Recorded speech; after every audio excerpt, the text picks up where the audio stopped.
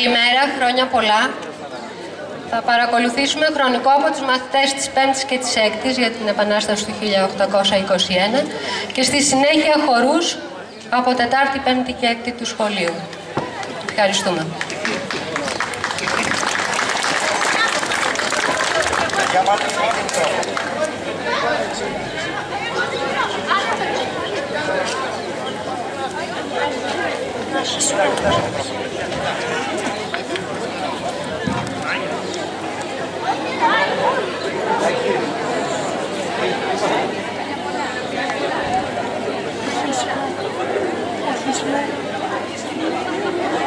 Το χρονικό της 25ης Μαρτίου.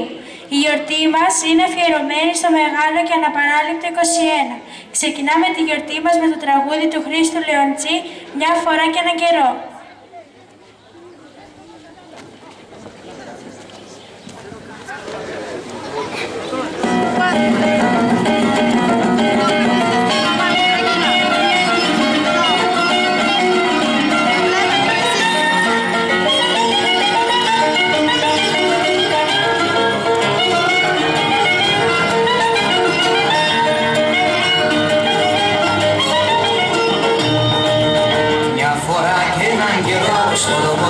Το μικρό ζούσαν κάτι φουκαράδες οι βραγιάδες, κοτσαβάσιδες πασάδες και σεβάσμιδες ποτάδες κυβερνούσανε τη χώρα καλή ώρα.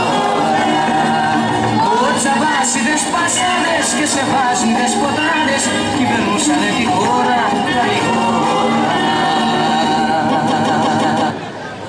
Το 21, που δίκαια ονομάστηκε έτσι από τον ιστορικό Φωτάκο, το θαύμα του κόσμου, παραμένει η μέγιστη ώρα του λαού μας. Έπειτα από μια σκλαβιά που κράτησε 368 χρόνια, οι Έλληνες άδραξαν τα άρματα ενάντια σε μια πανίσχυρη αυτοκρατορία, αποφασισμένοι να πολεμήσουν ως το θάνατο για να αποκτήσουν την εθνική τους ελευθερία. Οι ξεσηκωμένοι Έλληνες στο τέλος νίκησαν, γράφοντας στις σελίδες της παγκόσμιας ιστορίας λαμπρότατο κεφάλαιο. Απέδειξαν για μια ακόμη φορά πως κανένας λαός δεν μένει υπόδουλος όταν πάρει την υπέρτατη απόφαση να ζήσει ελεύθερος ή να πεθάνει. Είναι καπελευθερωτικός. Θα φτάσει ο νόμος από την Ισλαμικά. Πάει το νόμος πλέον να φτάσει. Θαρελμός που και βρυγράφει. Οι Έλληνες έχουν πιο μεγάλους εχθρούς ανάμεσά τους. Είναι οι Καρσαβάσες που συνέχουν στα πόδια των Τουρκών και βασανίζουν τους Ηράκηδες που θα έπρεπε να αγαπάνε και να παρηγορούν. Από τα πρώτα χρόνια της δουλείας, οι Έλληνες δεν έπαψαν ποτέ να προσδοκούν και να ελπίζουν πως θα ξημέρωνε η μέρα της ελευθεριάς. Στην αρχή, τις ελπίδες τους αυτές συναπόθεσαν στους ξένους. Αυτό φαίνεται και από γνωστό δημοτικό τραγούδι εκείνου του καιρού. Ακόμα τούτη άνοιξε οι ραγιάδες ραγιάδες. Τούτη το καλοκαίρι καημένοι οι Ρούμελοι. Όσο να έρθει ο Μόσκοβας, ραγιάδες ραγιάδες, να φέρει το Σεφέρι, Μοριά και Ρούμελοι. Οι προσδοκίες τους όμως διαψεύστηκαν. Η Γαλλική Επανάσταση, ενώ στην αρχή έκανε τους σκλαβωμένους Έλληνες να αποκτήσουν θάρρος, στο τέλος έσβησε τις ελπίδες τους. Οι Έλληνες μείνανε και πάλι σκλάβοι, αλλά έμαθαν τούτη εδώ τη μεγάλη αλήθεια. Η ελευθερία δεν χαρίζεται, η ελευθερία καταχκέται.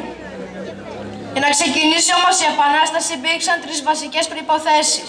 Στα χρόνια της σκλαβιάς, οι υπόδουλοι Έλληνες απόκτησαν στρατιωτική δύναμη, που ήταν και η πρώτη βασική προϋπόθεση στον υπέρτατο αγώνα για τη ελευθεριά τους. Αυτό έγινε με τους κλέφτες και τους αρματολούς, που δημιούργησαν χωρίς να το ξέρουν τις πιο διαλεκτές στρατιωτικές δυνάμεις του έθνους, για τον πιο δύσκολο από όλους τους πολέμους, τον κλεφτοπόλεμο. Όταν ο τουρκικός κατατρεγμός ή η αδικία των Καρσαβάσιδων γινόταν αβάσταχτα, δεν απόμενε τίποτα άλλο στο κατατρεγμένο χωριάτι παρά να υπάρξει ένα παλιοντούφικο και να βγει κλέπτης στα βουνά. Ακολουθεί το τραγούδι «Ήρθε καιρός».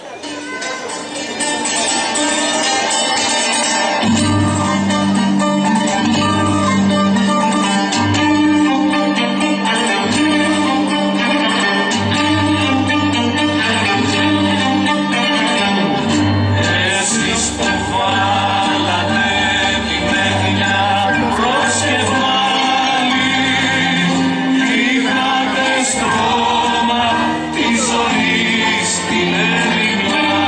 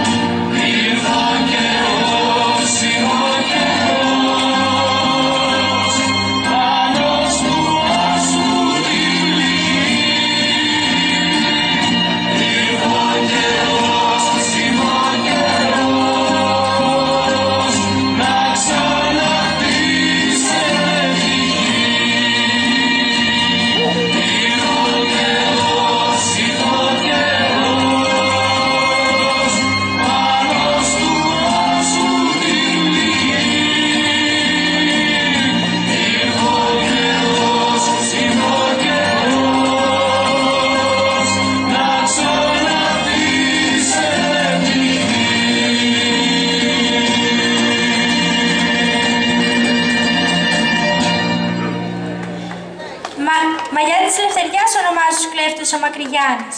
Ο λαός τους αγαπούσε, τους καμάρωνε, τους υποστήριζε. Ήταν οι προστάτες του. Γι' αυτό, οι γονείς τη μεγαλύτερη ευχή που δίνανε στα παιδιά τους ήταν να βγουν κλέφτες. Οι κλέφτες λέγανε: «Κάλλιο θάνατος χωρίς ντροπή παρά ντροπή χωρίς θάνατο». Η ζωή τους ήταν δύσκολη και τυραννισμένη. Οι κλέφτες είμαστε ελεύθεροι, λέει στη διοίκηση του Κολοκοτρώνης. Αλλά τι ζωή, τι άνθρωποι, βασανισμένοι, άγριοι στις σπηλιές, στα βουνά ή στα χιόνια, σαν τα θηρία με τα οποία συζούσαμε. Ακολουθεί θεατρικό δρόμενο οι κλέφτες.